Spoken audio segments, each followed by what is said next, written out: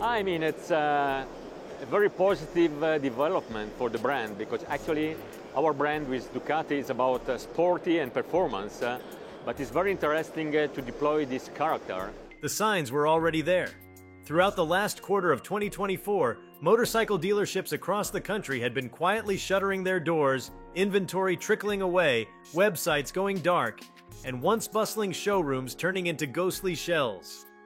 But it wasn't until the first weeks of 2025 that the true scale of the collapse became unmistakable. By February, over 25% of motorcycle dealerships in the United States had permanently closed. The market wasn't just contracting, it was imploding. This wasn't a cyclical dip, a bad season, or a supply chain hiccup. This was the 2025 motorcycle market apocalypse, and it had truly begun. Before we start, smash the like and subscribe buttons for more updates. At the heart of the storm was a perfect collision of macroeconomic, technological, cultural, and industrial forces. One of the most immediate triggers came from deep within the industry itself. Overproduction plagued the years leading up to the crash, especially in the premium and mid-range segments. Brands that once prided themselves on scarcity and performance lost touch with market demand.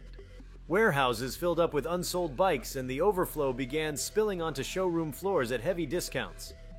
The effect was disastrous. Margins evaporated. Dealers, already squeezed thin by tightening credit terms and rising operational costs, found themselves stuck in a cycle of overstock and underdemand. As the markdowns deepened, profitability vanished.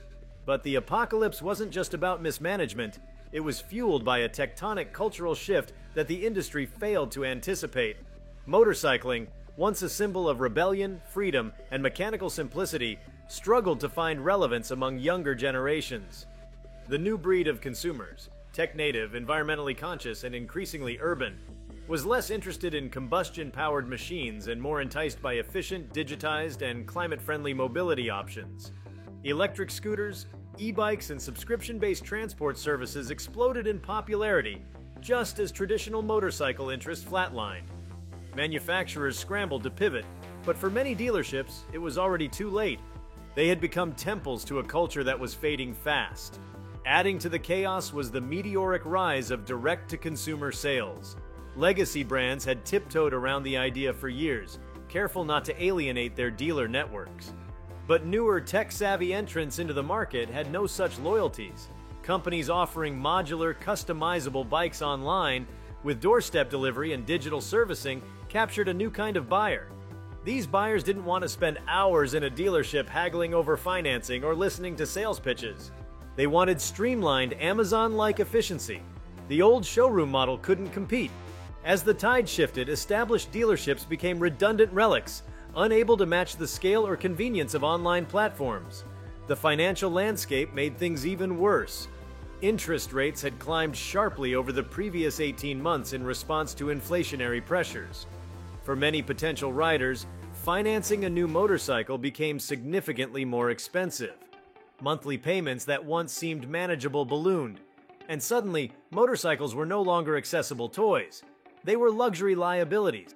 Even the used market took a hit as financing dried up and consumer confidence plummeted. Buyers backed away, and dealers that relied on credit-based sales found themselves suffocating under the weight of unsold inventory and unpaid invoices. Meanwhile, state and local regulatory changes began piling up, each one further eroding dealership stability. Emission standards tightened with shocking speed. Cities began banning ICE-powered motorcycles in more urban zones. Noise ordinances grew stricter, especially in suburban neighborhoods long annoyed by the distinctive roar of modified engines. These policies didn't just inconvenience riders, they directly targeted the core appeal of many motorcycles. Dealers trying to move loud, fuel-thirsty cruisers and sport bikes suddenly found themselves selling an experience that was becoming legally restricted or socially unwelcome. Enthusiasts were pushed to the fringes, and the industry lost one of its last remaining pillars of support. Technological stagnation among legacy motorcycle brands also played a critical role. In contrast to the rapidly evolving EV sector, traditional bike manufacturers were slow to innovate. Electric motorcycles remained niche, either overpriced or underpowered. Features like connectivity, advanced safety systems, and modular design, commonplace in other industries, were either absent or poorly implemented. The appeal of motorcycles as cutting-edge machines dwindled. Riders who might have embraced electric alternatives felt unimpressed by what was on offer. With no compelling innovation to entice them, they drifted elsewhere. Meanwhile, new entrants from outside the traditional motorcycle world, especially from Asia, began flooding online markets with affordable, tech-integrated EVs. These new competitors weren't tethered to the old ways. They moved fast, learned faster, and didn't depend on dealerships to reach customers. For dealerships, the downfall was a slow suffocation followed by a brutal collapse. Employee layoffs became commonplace by January. Parts departments shrank or vanished. Service bays sat empty. Marketing budgets were slashed, then eliminated. Events and group rides, once the heartbeat of dealership communities, disappeared. Customers stopped coming in. Even the smell of rubber and fuel that had long defined these spaces began to fade, replaced by a sterile, disused quiet. Some owners tried to pivot to used sales or accessory distribution, but the volume just wasn't there. They were anchored to leases, taxes, and debt they could no longer sustain. For every dealership that managed to sell its business, 3 more simply turned off the lights and left a note on the door. Rural areas were among the hardest hit. Many small-town dealerships had operated for generations, their presence embedded in the local landscape. These weren't just businesses, they were institutions. Owners knew their customers by name, watched their kids grow up, and handed over keys with pride. The closures left gaping holes in these communities, not just economically, but culturally. Riders found themselves without service options, parts access, or even a place to gather. Some tried to band together, forming informal co-ops or ride clubs with makeshift maintenance garages. But the infrastructure was gone. What had once been a living ecosystem of commerce and camaraderie was now fragmented and fading. Even urban centers, which had traditionally supported higher sales volumes, weren't immune. In fact, they faced a different kind of death spiral. Rising rents and property values made dealership real estate unsustainable, especially as foot traffic dropped. Municipal policies increasingly favored clean mobility and public transport. Parking restrictions tightened, insurance premiums rose, motorcycle theft skyrocketed, especially for high-value bikes. For many potential urban riders, the calculus just didn't work anymore. Even those who could afford a bike and loved the ride began questioning the practicality of ownership. Dealerships caught in this squeeze had nowhere to go. Perhaps the most ominous development was the psychological shift. The idea of motorcycling lost its shine. For decades, it had been romanticized, through movies, advertising, and cultural storytelling, as a gateway to adventure, rebellion, and self-discovery. But the current generation grew up with different icons. The thrill of speed and mechanical control, once a selling point, now clashed with growing anxieties around safety, climate change, and automation. The pandemic years had already seeded a preference for home-based entertainment and remote living. Motorcycles were an anachronism in that world, and so the cultural narrative turned. Riding became niche. Enthusiast communities aged and new ones failed to materialize. When that narrative died, the market followed. Manufacturers weren't spared either, of course. While the closures affected dealerships most immediately, the shockwave began reverberating up the supply chain. Brands that once relied on wide distribution networks found themselves scrambling to consolidate. Warehouses closed, production lines slowed or stopped entirely. International expansion plans were paused or abandoned. Partnerships with parts suppliers dissolved. The image of strength and heritage that many legacy brands leaned on began to crack. Without their dealership networks, they were cut off from their own history. For some, re-entry into the market through new strategies might be possible in the future. But in this moment, the silence spoke volumes. There was no one villain in this story. No single brand or agency orchestrated the fall. The 2025 motorcycle market apocalypse was a systemic unraveling, the result of complacency, miscalculation, and uncontrollable external forces. What made it so devastating wasn't just the number of dealerships lost, but the realization that the entire distribution model, once the cornerstone of the motorcycle industry, was now obsolete. The collapse exposed how fragile that model had become, how deeply it relied on outdated assumptions about what people want, how they buy, and what role motorcycles play in their lives. It's easy to imagine the apocalypse as fire and noise, factory gates slamming shut, showrooms being stripped bare, auction lots overflowing with forgotten bikes, but the reality was quieter, more tragic. It came through unanswered phones, locked glass doors, abandoned websites, and a growing sense of collective disbelief among those who had built their lives around this business. Thousands of employees lost not just jobs, but identities. Enthusiasts lost meeting places, mentors, and access. Brands lost visibility, and riders, especially new or potential ones, lost trust.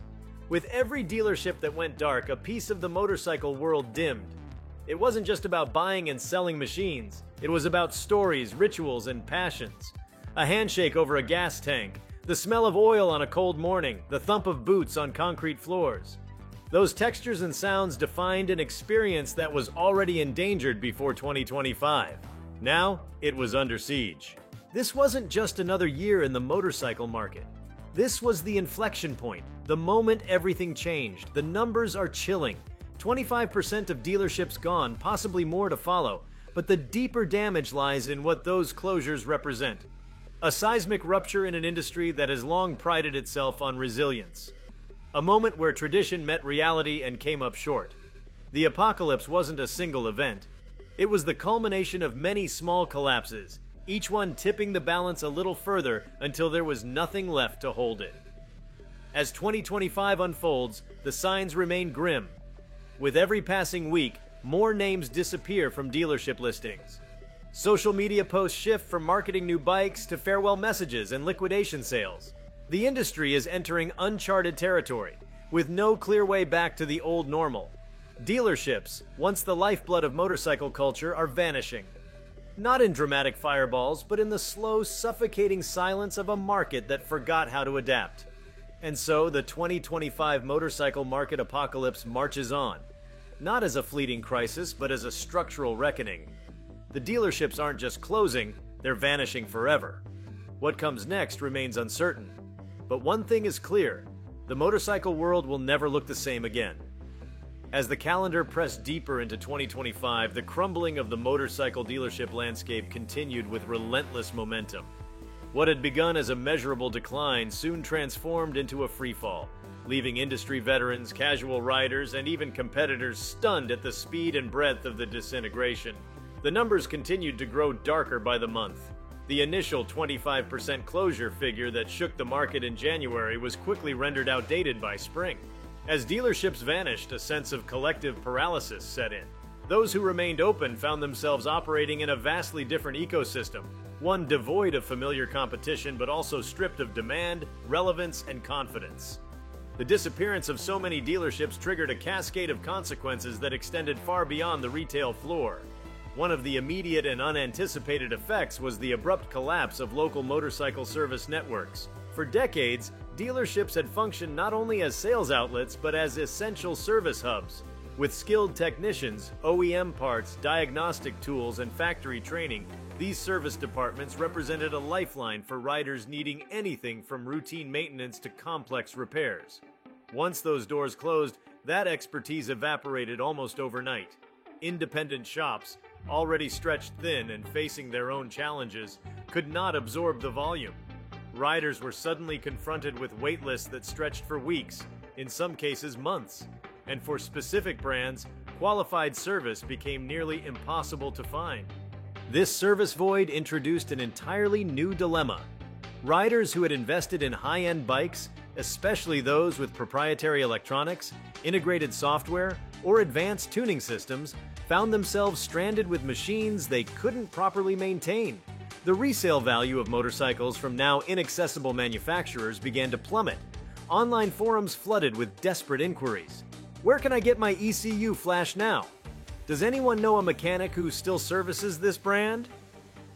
DIY culture saw a minor resurgence, but even the most experienced backyard mechanic couldn't replicate the tooling and tech support that had once come standard at a dealership. This not only frustrated current owners but actively discouraged potential buyers, who saw motorcycle ownership as increasingly risky and unsupported. The fallout also devastated the riding instruction and licensing pipeline. Many dealerships had long-standing partnerships with training schools, rider safety programs, and licensing services. New rider courses were often hosted on dealership lots or coordinated through their staff, providing not only training but a first point of contact with the riding community.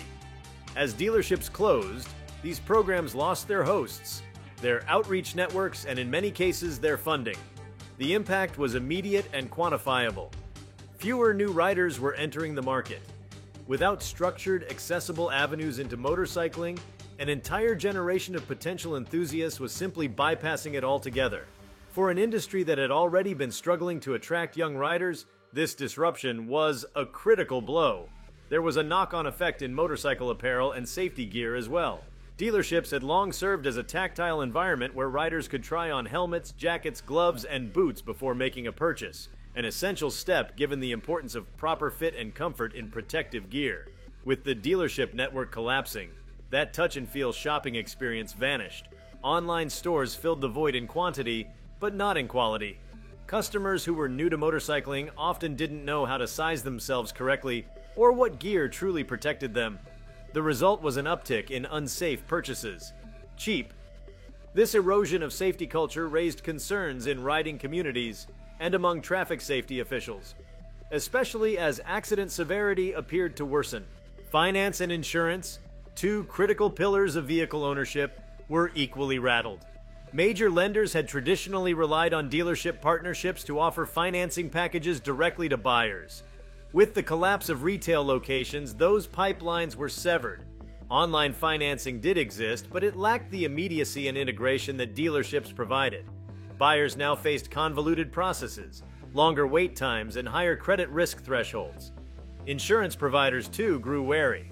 They depended on dealerships not just to verify bike value and specs, but also to install and certify safety equipment, issue recalls, and process damage assessments.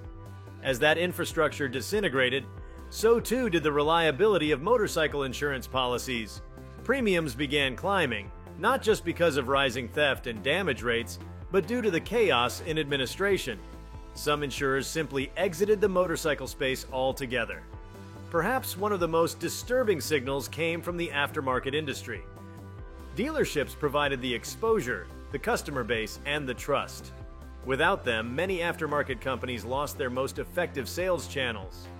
Riders no longer wandered showroom floors, discovering new products or talking to staff about recommended upgrades.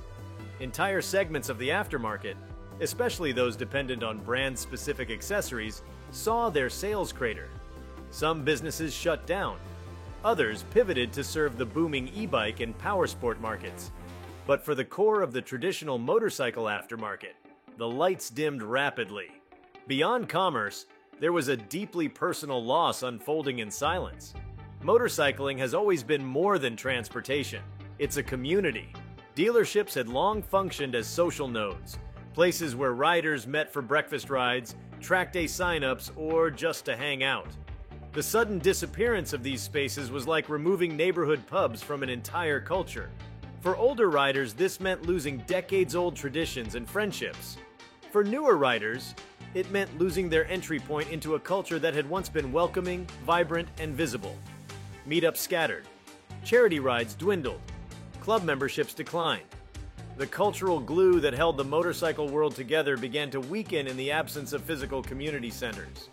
Even outside of the enthusiast core, the collapse of motorcycle dealerships had economic ripple effects. Local economies felt the pain. Many dealerships were not corporate franchises, but small, locally owned businesses employing dozens of staff. Their closures meant job losses for technicians, sales staff, service riders. The loss of sales tax revenue from motorcycle transactions began to show up in municipal budgets. Events that once brought tourism, bike nights, local shows, demo days, disappeared. Rural towns with a regional dealership hub saw peripheral businesses decline. Diners, tire shops, roadside motels, even gas stations. The motorcycle economy, it turned out, had always been bigger than just the bikes. The shock also made waves internationally. While the focus remained on domestic closures, overseas manufacturers took notice. For foreign brands trying to gain a foothold in the American market, the implosion of dealership infrastructure removed one of their primary expansion strategies.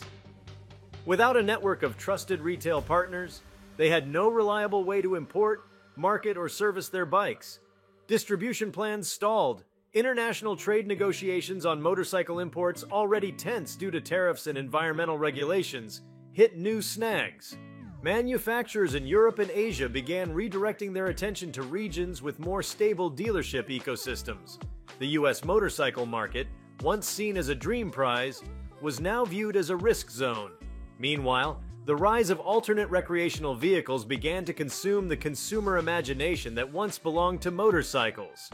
UTVs, utility task vehicles, electric dirt bikes, autonomous e-scooters, and microcars surged in popularity. These machines offered the thrill or utility of personal transport without the same licensing complexity or safety concerns. They also came with their own emerging infrastructure: pop-up service centers, ride clubs, mobile charging networks. They didn't need traditional dealerships. Consumers were pivoting, and fast. Even longtime riders who had once balked at four-wheel alternatives began exploring them as practical options in a dealership-less world. The tech industry, watching the carnage from the sidelines, took notes. Venture capital that once might have gone into boutique motorcycle startups was now being funneled toward app-based transport systems and AI-enabled vehicle platforms. The mystique of the motorcycle, once a magnet for lifestyle branding, was now seen as a niche market with high volatility and poor scalability. Marketing departments turned their attention elsewhere. Motorcycle content in entertainment, advertising, and social media began to shrink. It was no longer aspirational. It was retro, nostalgic. The cultural perception shift was complete. At the institutional level, even rider advocacy groups found themselves in unfamiliar territory. Many of these organizations had relied on dealerships as partners for awareness campaigns, legislative lobbying, and safety initiatives. Without those ties, they lost both funding and reach. Helmet laws, lane-splitting debates, and emissions exemptions became harder to fight for without a strong, cohesive dealership voice. Legislative wins became rare, and the riding community lost much of its policy influence at a critical moment. In the educational sphere, the impacts trickled down into technical schools and vocational programs. Motorcycle mechanic certification programs began to shutter as job placements dried up. Enrollment plummeted. Young tradespeople looking for secure careers steered clear of two-wheeled training. As the skilled labor pipeline thinned, even the remaining service shops faced technician shortages. The next generation of talent simply wasn't there. The ecosystem began eating itself. Demand evaporated because supply disappeared, and supply couldn't return because demand had moved on. By summer, even motorcycle media platforms had started scaling back. Magazines folded, YouTube channels pivoted to other types of vehicles. Podcasts that once centered on touring routes, bike reviews, or mechanical advice began rebranding. The community was losing not just places to ride and repair, but places to speak, share, and inspire. With every platform that shut down, a little more silence spread through a culture that once thrived on rumble and roar. What made the 2025 apocalypse so singular was its totality. It wasn't just a dip in sales or a contraction of supply.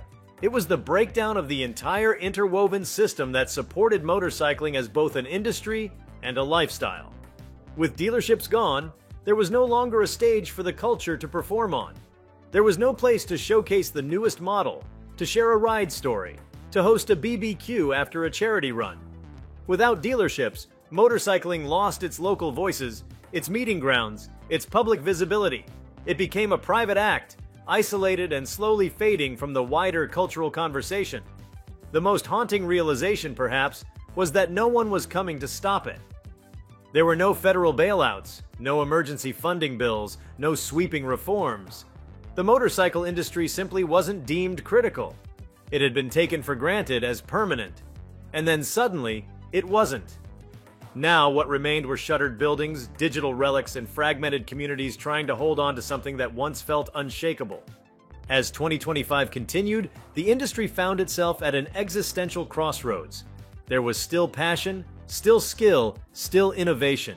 But without the dealership spine to hold it all together, the body had gone limp. The apocalypse didn't arrive with fire. It arrived with silence. The silence of showrooms without visitors, the silence of group rides never organized, the silence of phones no longer answered.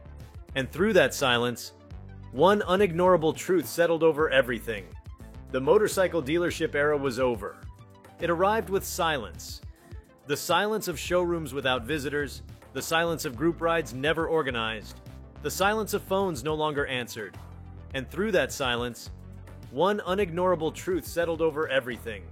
The motorcycle dealership era was over, and with it, an entire way of life was riding into the past. The unraveling of the motorcycle dealership structure in 2025 didn't just signify the end of a commercial model. It marked the collapse of a social contract that had defined the riding experience for over a century. While the early months were marked by closures, confusion, and reactionary retreat, by the second half of the year, a new and more unsettling phase emerged: fragmentation. What was once a unified, though competitive industry, devolved into disjointed pockets of survivalism.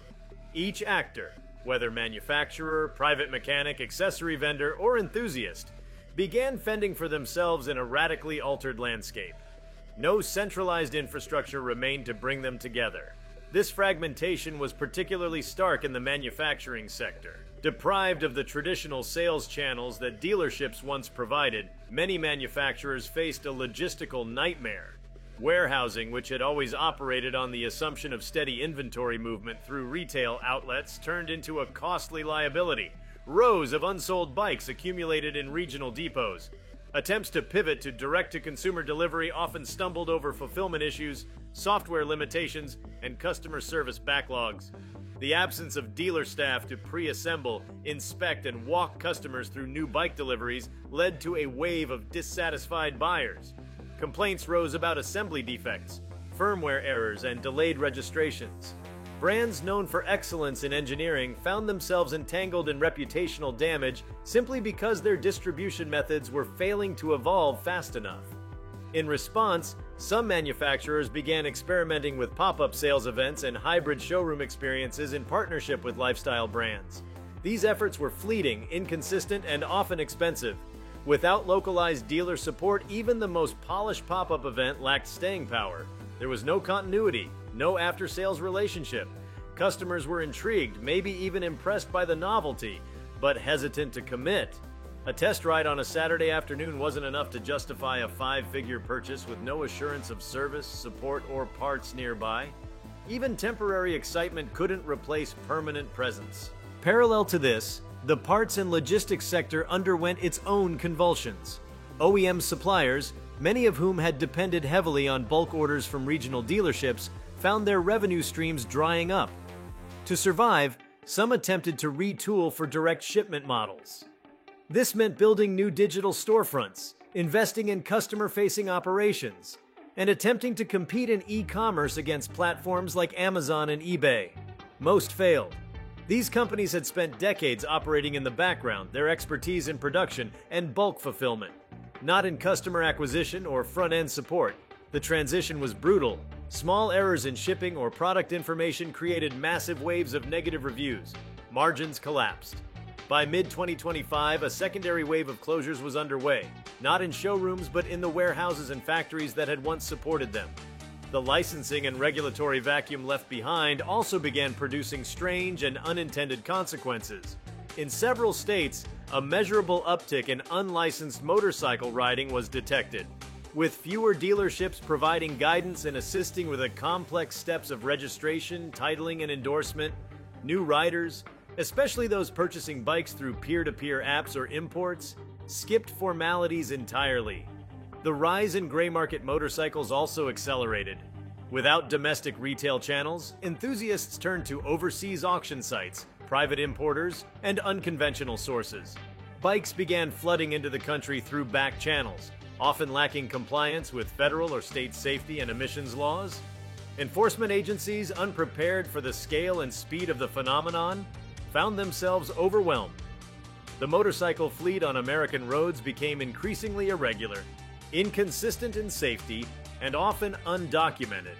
Meanwhile, the tech transformation that had long loomed over the automotive world now accelerated in a vacuum left by the traditional motorcycle market. Startups and tech firms, freed from the need to respect dealership relationships or legacy systems, began exploring radically new concepts of two-wheeled mobility. Modular commuter pods, self-balancing electric unicycles, and AI-integrated rideable platforms entered niche but fast-growing corners of the transport sector. These vehicles weren't motorcycles in the classic sense, but they began to siphon away the exact kind of urban, young, adventure-curious customers the motorcycle industry had failed to retain. Not bound to the weight of nostalgia or heritage, these new transport solutions felt lighter, smarter, more future-facing. These machines also benefited from a rising tide of infrastructure reform. Cities that once resisted motorcycle proliferation were now pivoting hard into clean mobility infrastructure. Bike lanes expanded, not for human-powered bicycles, but for small EVs. Charging stations popped up where gas stations closed down. Road designs increasingly favored lightweight, software-integrated vehicles that communicated directly with smart traffic grids.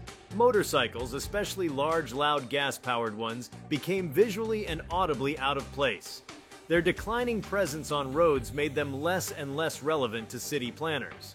This infrastructural isolation was yet another nail in the coffin for the traditional riding ecosystem. On the cultural side, a curious realignment began to take root.